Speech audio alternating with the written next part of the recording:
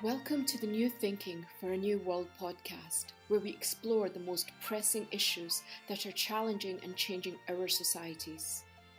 We are looking for new thinking and new solutions wherever we can find them.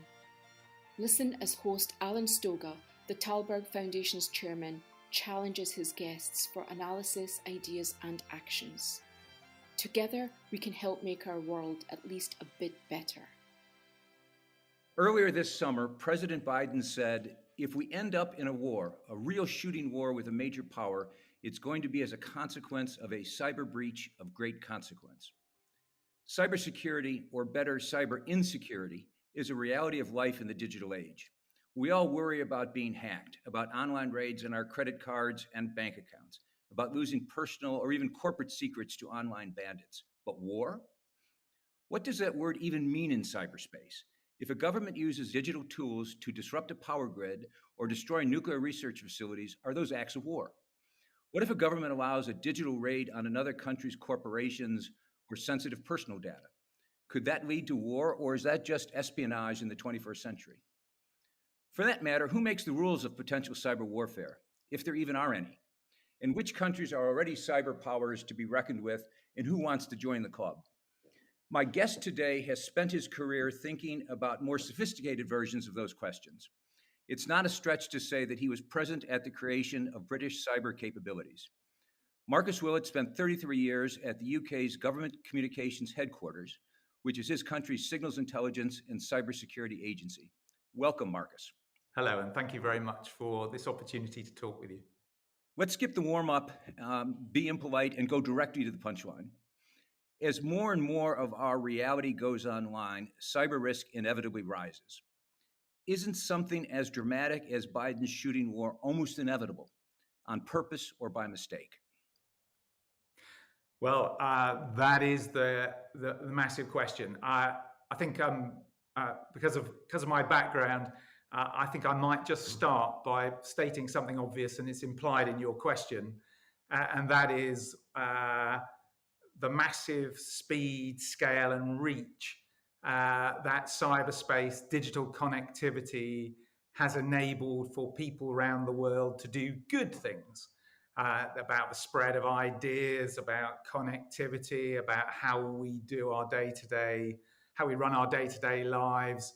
And indeed, hasn't the recent pandemic showed how much we've come to rely on cyberspace for keeping in touch with loved ones and just doing our day-to-day jobs. But if that's all the good stuff, yes, unfortunately, as your question implies, there's a horrible flip side. That flip side is it enables the same speed, scale, and reach for people to do bad things, whether that's criminal groups trying to extort money out of companies or the global financial system, whether that's criminal groups seeking to do, sexual predation, whether that's terrorists trying to radicalize online, or whether that's states seeking to do malign activity, or states seeking to spy, or states seeking to gain strategic advantage. Now, all of that is happening. And I think what President Biden is alluding to is something I've described previously, what I consider to be the biggest risk in all of that stuff I've just described, which is states trying to do disruption activity, maybe to an election, maybe to signal something, both of which, the Russians have tried to interfere in elections.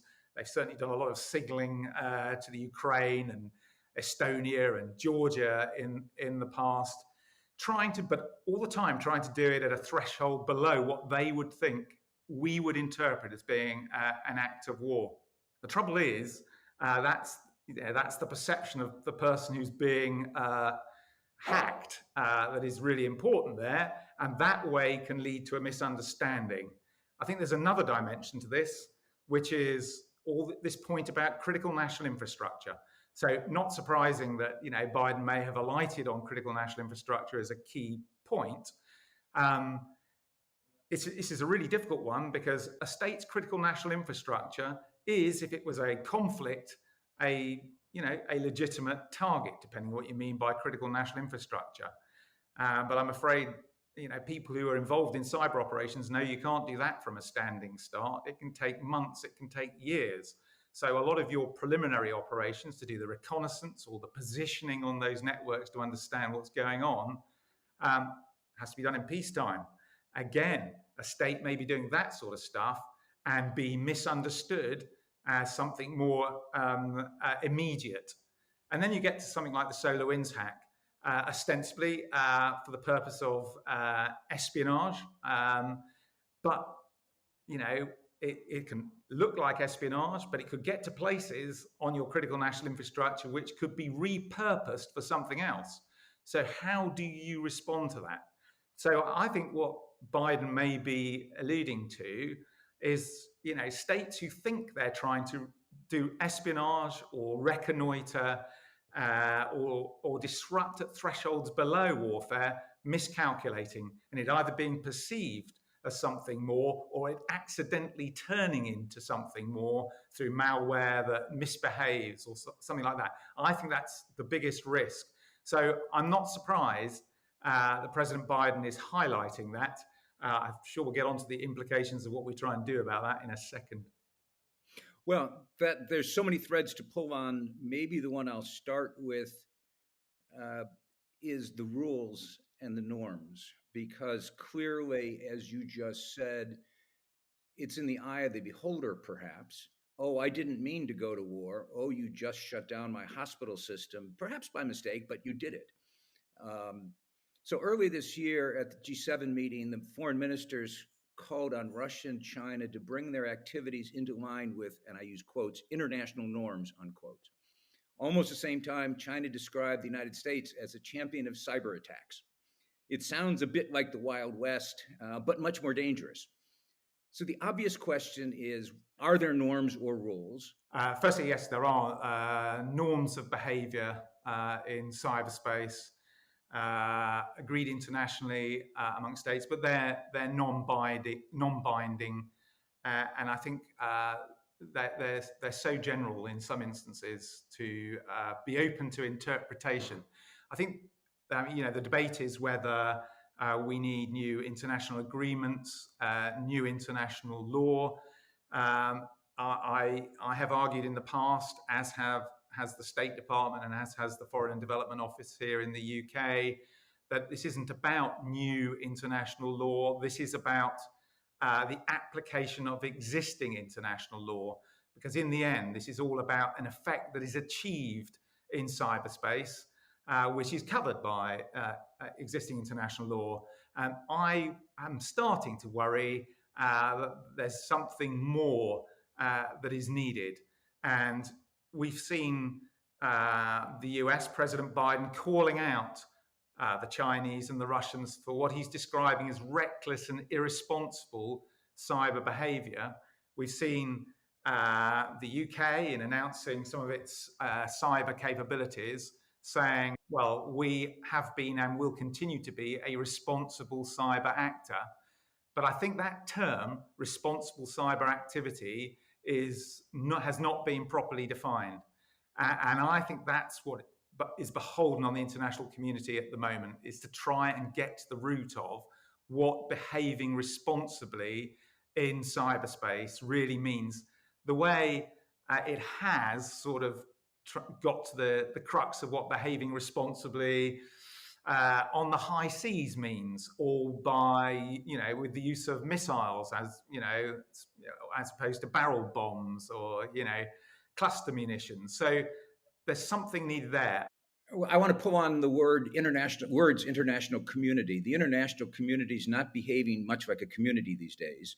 So it raises the obvious question about, assuming that we do need better definition of norms, perhaps of rules, where, how, who? Is this a US-China deal? Is it a US-China-Europe deal? Is it the UN? Is there a framework where this could happen? Or do we need to think of a new framework, a new place, a new club? So that's, again, really interesting. And I think, it's easy for me to say, all of those things is probably part of the answer. But I think finding something for the US and China to need to talk about in terms of cyberspace, perhaps something that the US and Russia needs to talk about in terms of misbehavior in cyberspace is a good place to start. Something that they might both all have a vested interest in. That's difficult, especially when I tell you that I think the answer might be something to do with cyber criminality. But cyber criminals are obviously extorting money out of all sorts of organizations around the world. And yes, those operating from Russian territory may not be doing anything against Russia, and it may be an issue that the Russian state is turning a blind eye.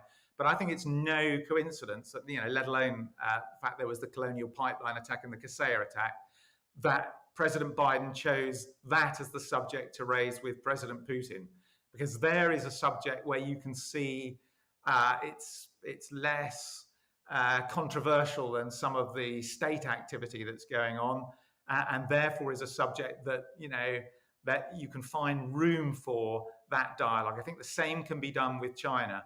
And this is all about starting that dialogue in a place where everybody has a vested interest and won't feel too threatened by the conversation. So I think cybercrime is a good place to start, and it's sort of all the different fora you've talked about, and through that dialogue work out what happens next. As I say, I think this needs to lead to a conversation about responsible cyber activity. There is a wonderful cartoon, actually a New Yorker cartoon, showing two dogs typing at a computer with the caption, "On the internet, no one knows you are a dog." That's in effect the attribution problem. Attributing cyber attack is not straightforward, you know better than I. Is it country X or country Y, rogue actor disguised as country Z, or just plain criminal? Like in so many other spaces, the internet has lowered the barriers to entry in this business. I guess the question is, how important is it and how possible is it to identify who perpetrates a cyber attack? And who does that identification? Well, I'm going to pick two things. I'm going to do attribution, and then I will also pick up your low barrier of entry point, both of which are really important. I think the important thing around attribution is that the idea has persisted that it's difficult to the point of impossibility to confidently attribute somebody who's intruding on your networks. So I don't think that's true. I think states can attribute confidently in many cases who is intruding on their networks. What they have historically found difficult is revealing that information, talking about that information in a way that doesn't threaten things that, particularly intelligence sources and methods that they consider to be, have considered to be more important. I think it's a really important point there, which is a threshold can be crossed when a state will decide actually it's more important to reveal that attribution than protect those sources and methods. It's also true that states over the last 5 years have got more used to attributing, cyber, I'm trying not to use the word attack, but I will, cyber attacks in ways that can protect what's going, what they really care about. I think it's also important that they've done that collectively. Liberal democracies have together attributed states like Russia and China in a way that sends a very strong message of the sharing of information between them, which I think that's powerful in itself. I think there's another really important point here, and that is in the US, the UK, and elsewhere, there has grown a cybersecurity in commercial sector that through close sharing of information with governments and a lot of through its own expertise have become very adept at confidently being able to attribute the people behind cyber intrusions themselves, as happened with the SolarWinds hack in the US. That is a strength of the US system. It's not a weakness that the NSA didn't do it. You don't want NSA crawling all over Microsoft, cloud providers. It's best if the private sector is doing that. So there's a really good example of the private sector in the US being able to detect and attribute and therefore disrupt a sophisticated, I've used the word sophisticated, but I'll stick with it, state cyber operation by the Russians. Now, the barrier to entry, I think this is a really important point, and the amount of cyber capability out there that is available on the open market, either stuff that's been developed to help, ethical hacking or pen testing with the cooperation of a network provider that you can find online, or the careless proliferation of capabilities by states. I can't not mention Israel and the Pegasus software that the NSO sold to people who perhaps it shouldn't have been sold to. So I think that that risk of sophisticated state capabilities ending up in the wrong hands, states with no qualms about how they might use it, criminals with no qualms about how they might use it, and worst of all, terrorists with very little qualm about how they would use it. I think there are really big risks there. It, by the way, is another subject you might find everybody has a vested interest in talking about and reaching some sort of international agreement about how you might think about the non-proliferation of state cyber capabilities. My worry in that regard is that something really bad might have to happen before states sit down. One can imagine this same conversation decades ago in the nuclear space. And if someone had gotten a hold of a weapon, had used that weapon, then in fact, we probably would have advanced much faster and in much more positive, immediate ways to stop proliferation before it got as wide as it is. Here we're in a space, in some ways not dissimilar. IISS, with you as a principal author, recently did a study that looked at and tried to quantify and qualify cyber power. You listed 15 countries as having significant cyber capability, of which the Americans are in a tier by themselves. Almost none of the names on the list surprised me. What surprised me was 15. That's a lot of players for a relatively early stage of this. It sets up a lot of potential competition. The question, is there any way to slow the cyber race? So firstly, I should be clear that that's 15 states that we assessed, rather than thinking that they were the 15 most capable. In fact, we deliberately, this was partly to test the methodology we were using. We assessed, I think it's about 8 of the most capable states, generally accepted, and then deliberately chose a bunch of states that people wouldn't think were amongst the most sophisticated to really test that methodology. But when doing that, consciously leaving out some of the more sophisticated states, which might indeed amount to about 15. So the spirit behind your question absolutely remains. It's an important qualification, but it makes it even worse. The pool is pretty crowded already. Yeah, and the point, I mean, as I was, that's a point about your point around that low barrier to entry, is it doesn't really take that much to buy or procure somehow offensive capability if you're a state who wants to develop your own national cyber, offensive cyber capability. So what to do about it? I think it's unrealistic to think you can simply stop states aspiring to get an offensive cyber capability. I think it's more realistic to think about how that offensive cyber capability should be operated responsibly.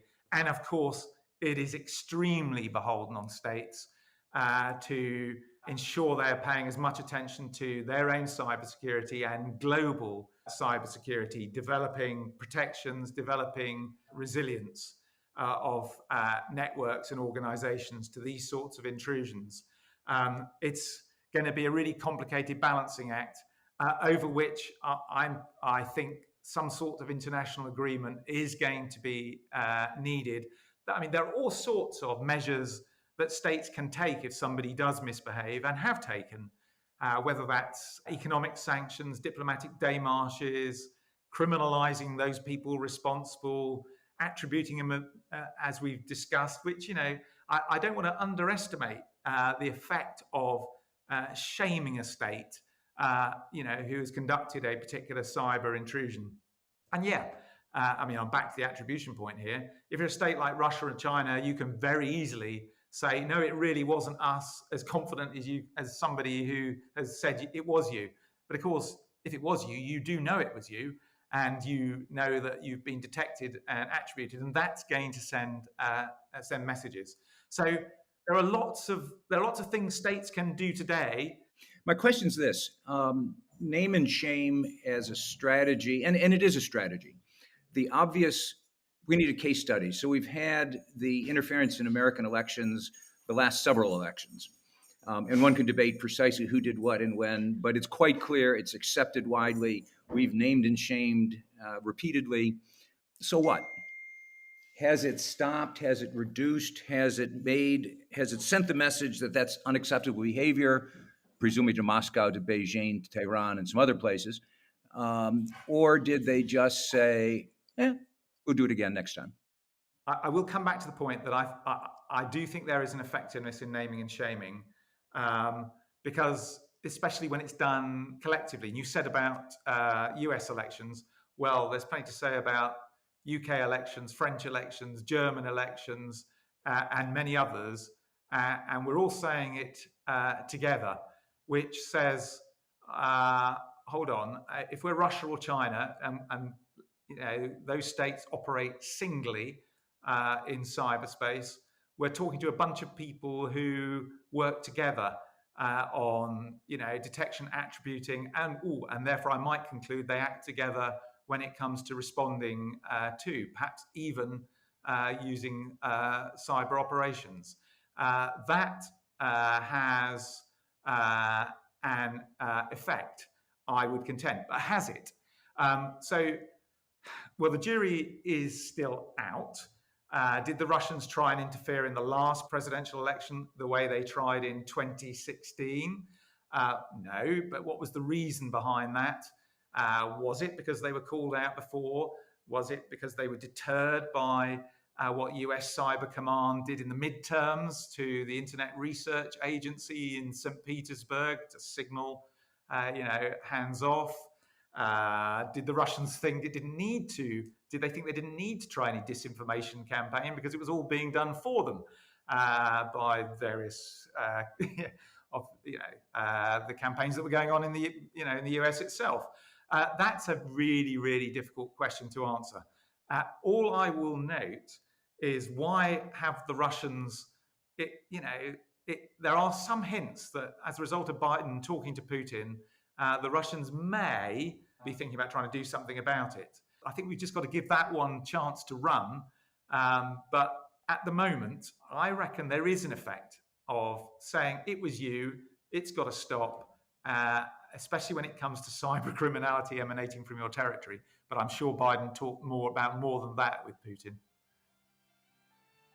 If you feel that the world lacks global leaders, please help support the Talberg Foundation programs.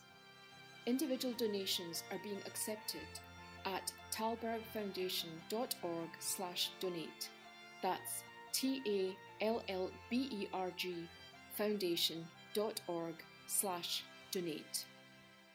You mentioned in passing, and it is an extremely important topic, cybersecurity, because that's part of this entire equation. Can you protect yourself? Can you protect your national infrastructure? Can you stop the efforts to penetrate? I think states and organizations shouldn't assume they can protect entirely their networks. I think they should assume that an intrusion by a sophisticated actor, particularly a sophisticated state actor, or even, sadly, nowadays, the most sophisticated cyber criminal group, can get through whatever they do. But those sorts of intrusions and attacks are rare.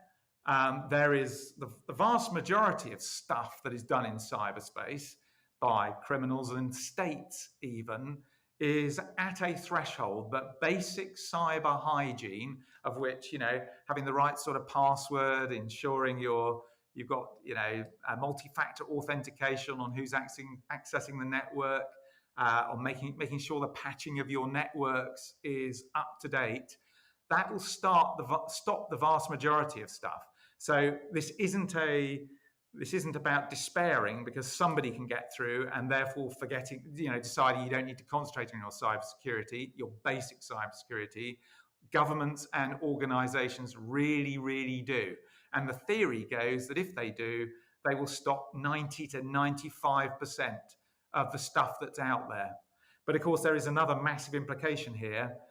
For that 5% that could still get through, it means they've got to think about their data, their information, and their networks in a different way.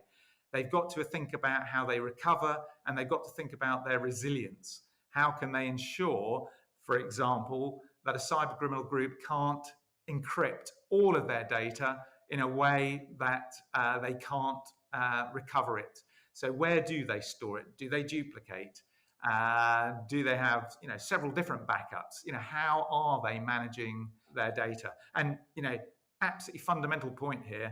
This isn't about a technical thing that the chairman of the board can leave to their chief information and security officer.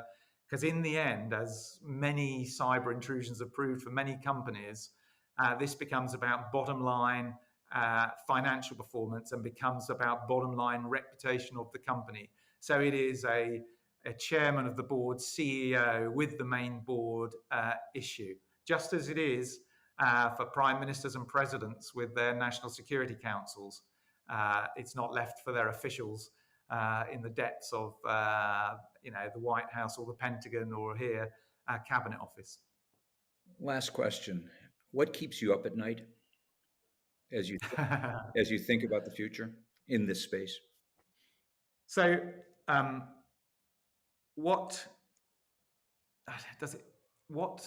been through, I think, some of the risks. I think what I'm aware in the middle of the night desperately needs to happen, I'll put it that way if you don't mind, is that there is a history in the UK in particular, but I think the same is true in the US, of saying very little about your own offensive cyber capabilities, how you are thinking about using them, all because they're sensitive capabilities, you're worried you might give away secrets. I think that needs to change, because until states like the US and the UK and some of the other states in that list of countries that you mentioned that we covered in that capabilities assessment, until those states start saying a bit more, and they can do it, I believe, without giving away national secrets, it's almost impossible to arrive at that answer as to what behaving responsibly in cyberspace really means. Because unless they can demonstrate that they know what that means and they abide by what they say acting responsibly, offensively really means, we can't really get that conversation going internationally. So I think it is beholden on the UK and the US and other, to use that phrase, like-minded states to agree amongst themselves as a first step. And this goes back to one of your earlier questions. That's the first step. Like-minded countries need to agree what behaving responsibly in cyberspace really means. And to do that, they're going to have to be a bit more open about some of their strategies and policies for the use of offensive cyber. It makes enormous amount of sense. It is exactly what happened during the Cold War. Both sides understood the capability of the other side and hence didn't cross those lines. Every now and then got a little close. And there were all sorts of skirmishes all over the globe, but never got to that trigger point because they did understand what happens if they crossed it. So maybe we can learn from history. I'm sure we can.